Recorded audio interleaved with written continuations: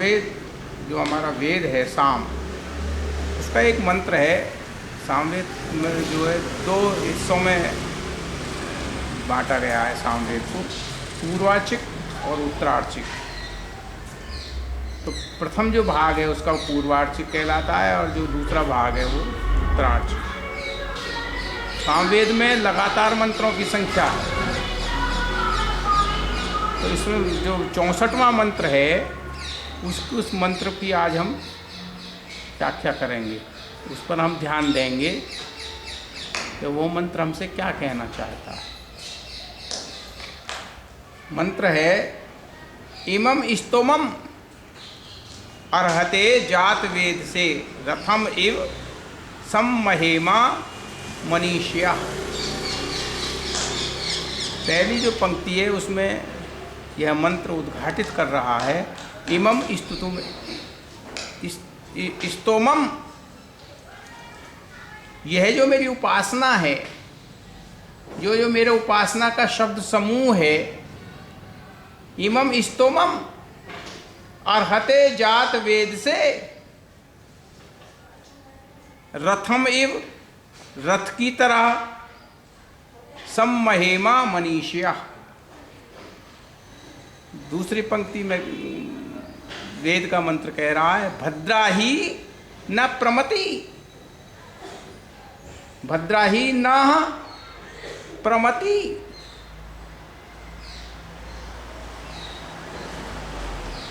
अस्य संसदि, अस्य माने उस परमपिता परमेश्वर के संसदि समर्पण में, उसके साथ में, उसके ध्यान अवस्था में, संसदी, संसद जो होती है वो एक विचारशील लोगों का एक समूह होता है, उसको नाम संसद बोलते हैं।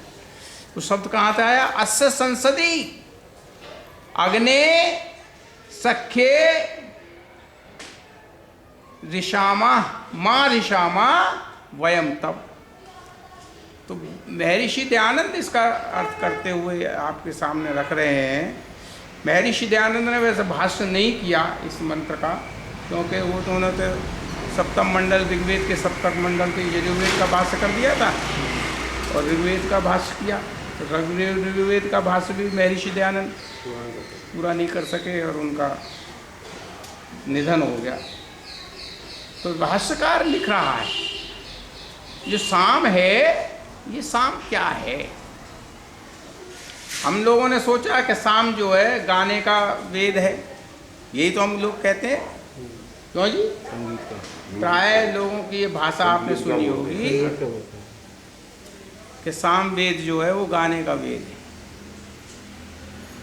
अगर ये गाने का वेद हुआ होता तो हर गाना साम वेद होता। भाई साम माने अगर गाना उसको लगाएंगे, साम का मतलब गाना है, पर हर गाना साम नहीं है। ध्रुव जी बहुत ध्यान से बात को मेरी सुनना, हर गाना साम नहीं है। जब मनु महाराज ने काम वासना के लक्षण लिखे तो लिखते हैं मृगाक्षः दिवा स्वप्नः परिवादः स्त्रियो मदः तौर्य तिरकम वृथाठाच्च। तब मैंने समझा कि यार ये तौर्य तिरकम कह रहे हैं, ये भी काम का स्वरूप है। तौर्य तिरकम, तौर्य तिरकम क्या है? गाना बजाना और नाचना।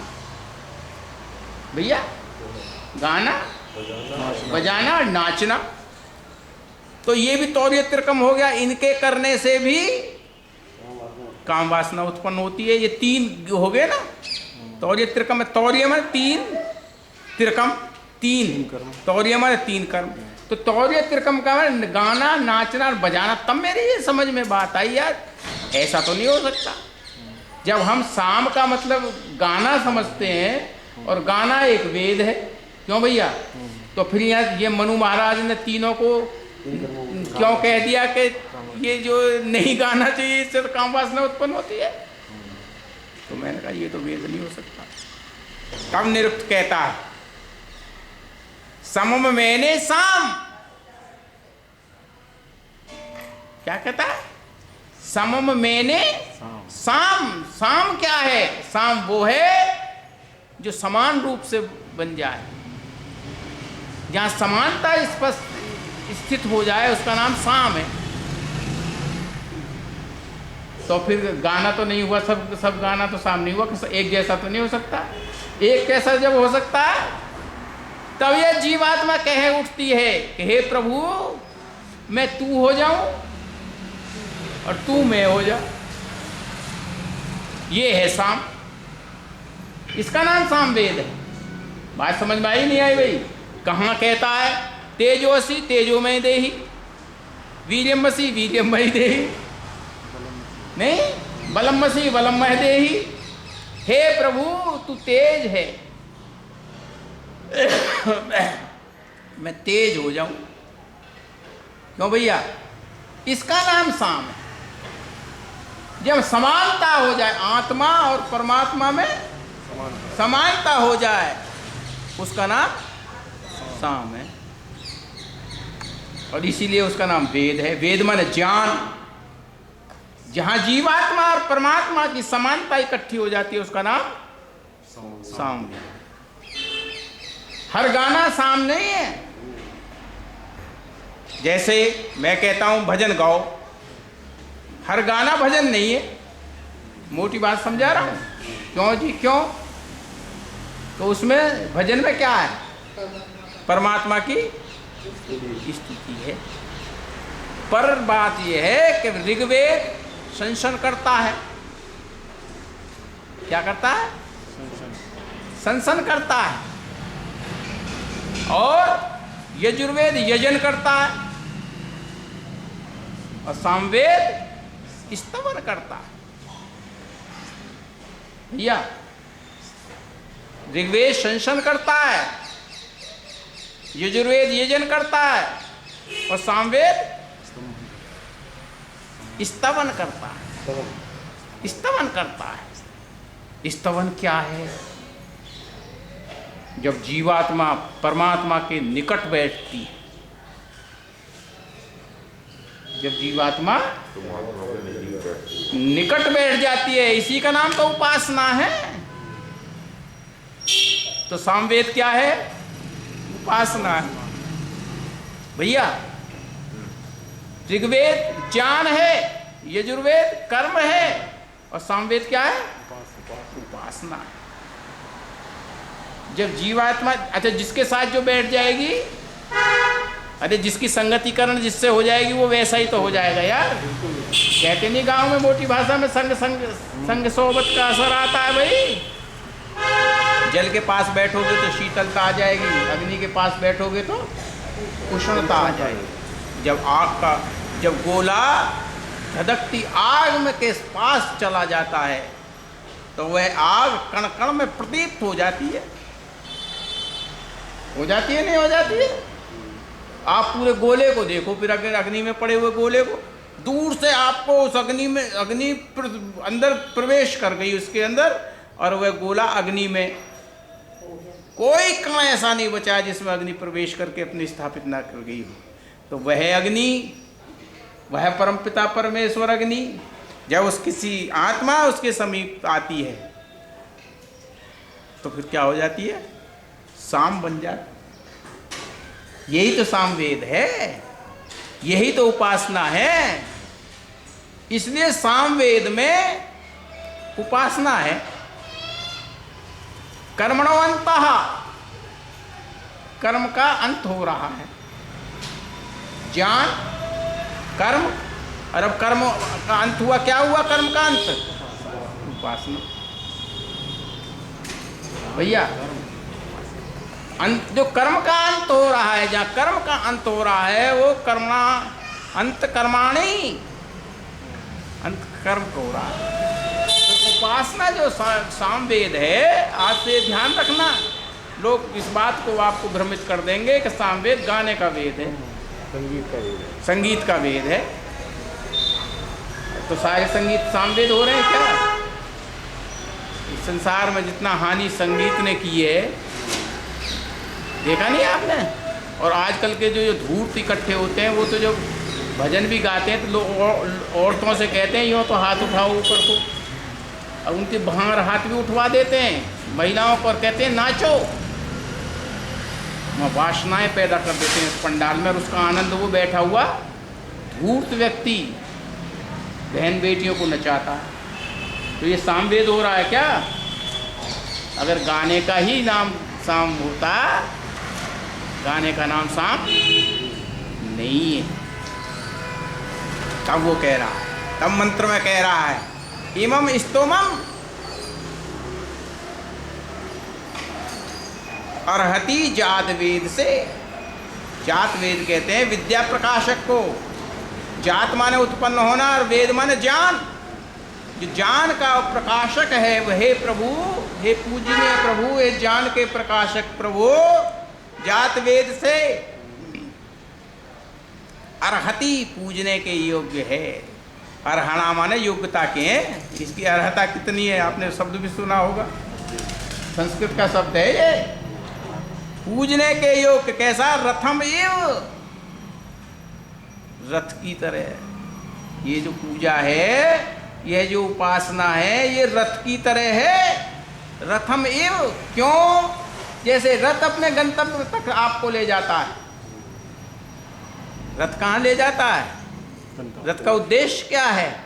जहाँ जाना है वहाँ तक आपको लेकर जाएगा। तो ये इमम स्तोमम, ये जो मेरी उपासना का समूह है, जो मेरी उपासना का समूह है, इकट्ठा मेरा उपासना इकट्ठी हुई है, जो वाहक बन गई रथ की तरह मुझको गंतव्य स्थान तक ले जाएगी।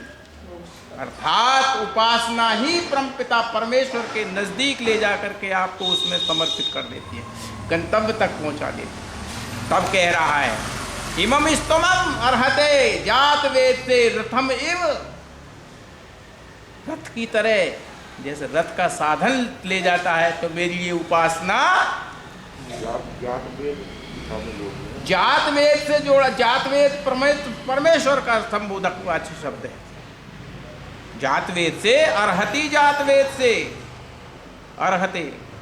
अर्हते माने योग्य, पूजने के योग्य, जो ज्ञान प्रकाशक सर्वज्ञ परमात्मा है। जैसे रथ वहां तक ले जाता है, उसी की उपासना रथ बन करके रथम इव सम्महेम महेमा मनीष्या। उपासना कैसी है? जो सम्महेमा है, मनीष्या। हृदय की श्रद्धा के साथ, हृदय का जो पूरा हृदय है वो आपका क्या है? मनीषिया। और श्रद्धा के साथ है, हृदय पूर्वक है और श्रद्धा के साथ। सूक्ष्म बुद्धि। अरे जब कहता है कि मैं गुफा में बैठा हूं, तो काय में बैठा है? सत्यम ज्ञानम अनंत अनंतम ब्रह्म यो वेद।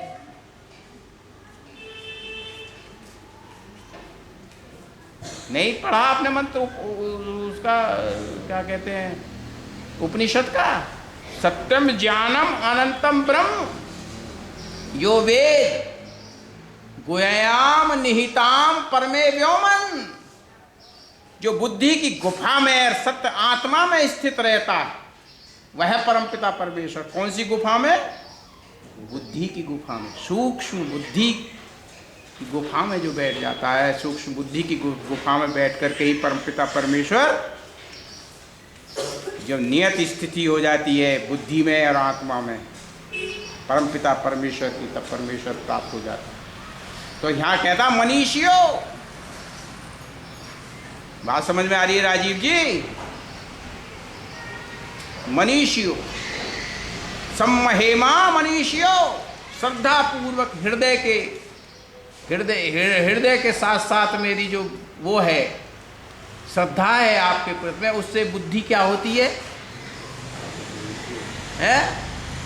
पुण्य और कल्याणकारी हो जाती है।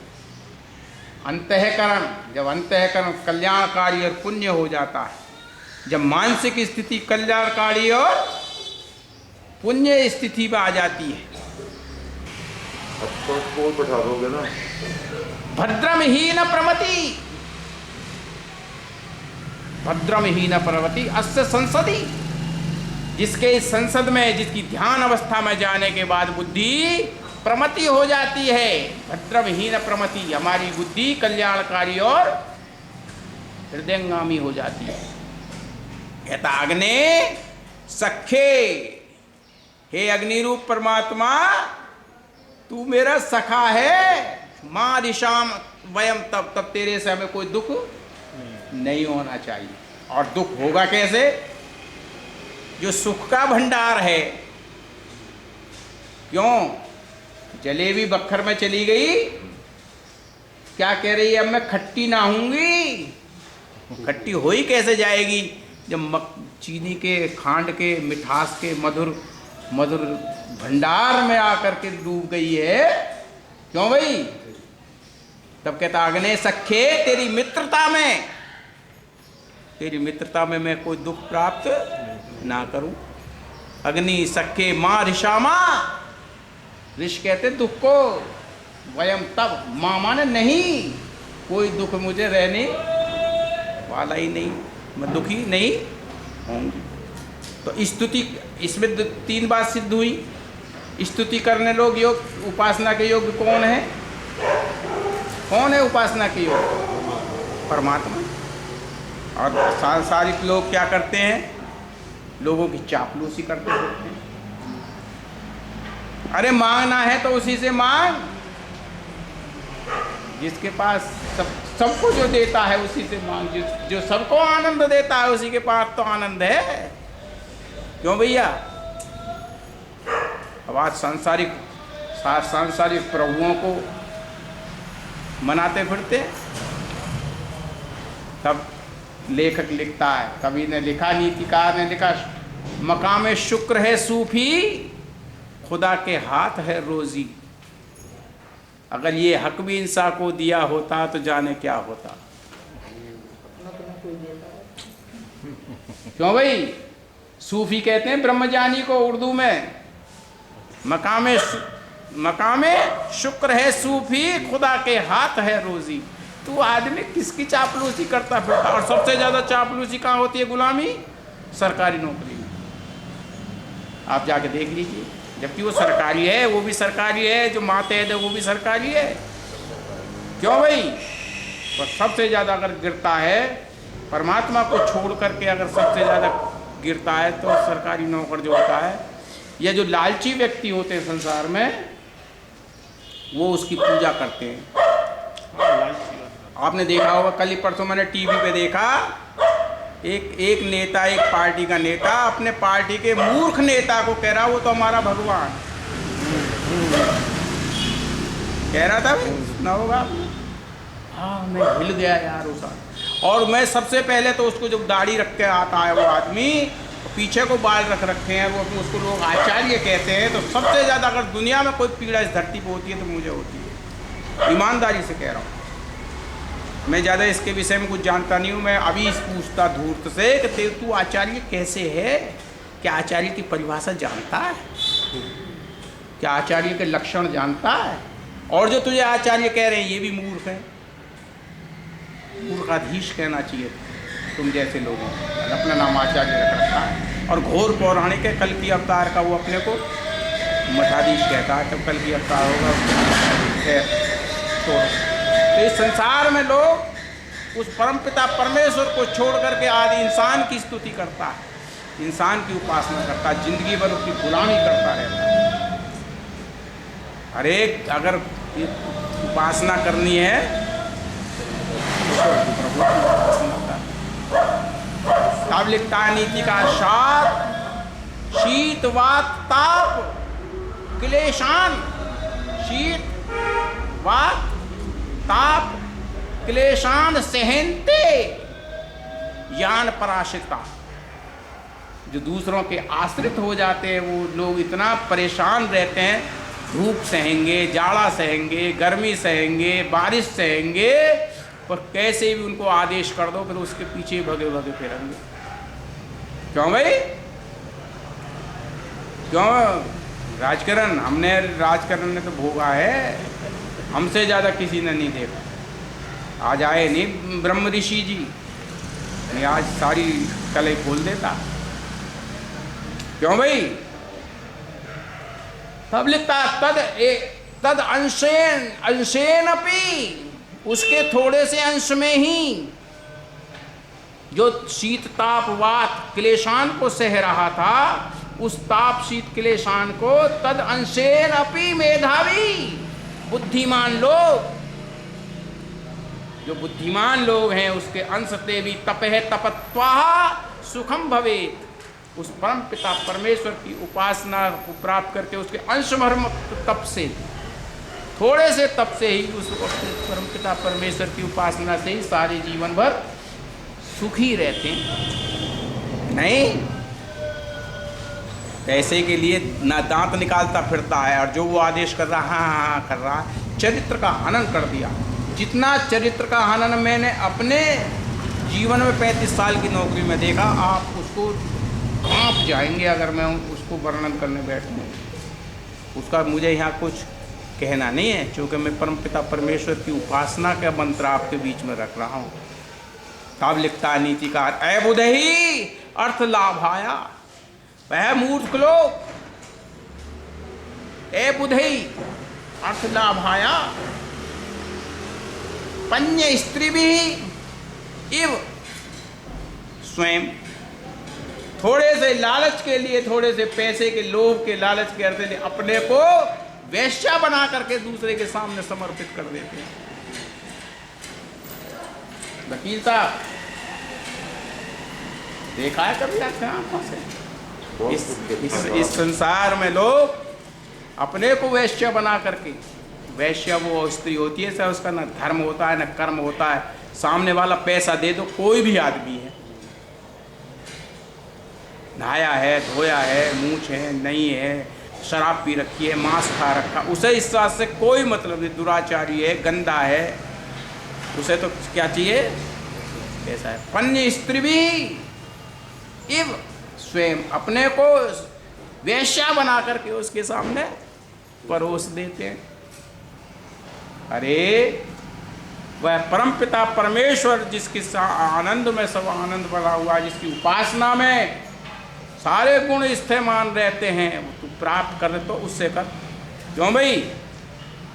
तब लिखा आत्मा संस्कृत्य परोकरणी कृता, जब ये आत्मा पवित्र हो जाती है तो परोपकार में संलग्न हो जाती है।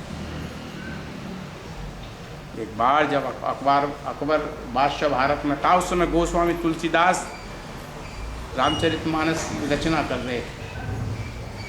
उन्होंने खबर भिजवाई तुलसीदास को, तुलसीदास जी से कहना हमारे राज्य में आए, हम उनका निमंत्रण कर रहे हैं और कुछ हमारी प्रशंसा में भी कुछ लिखे। तब तुलसीदास ने कहा था,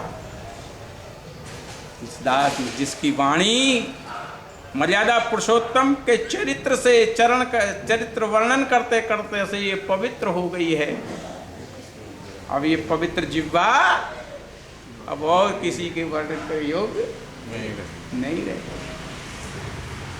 अरे अकबर, मैं तेरा चरित्र आकर के प्रशंसा लिखूं या मर्यादा पुरुषोत्तम राम जो इस सृष्टि का मर्यादित अंश है उसके चरित्र का वर्णन करूं?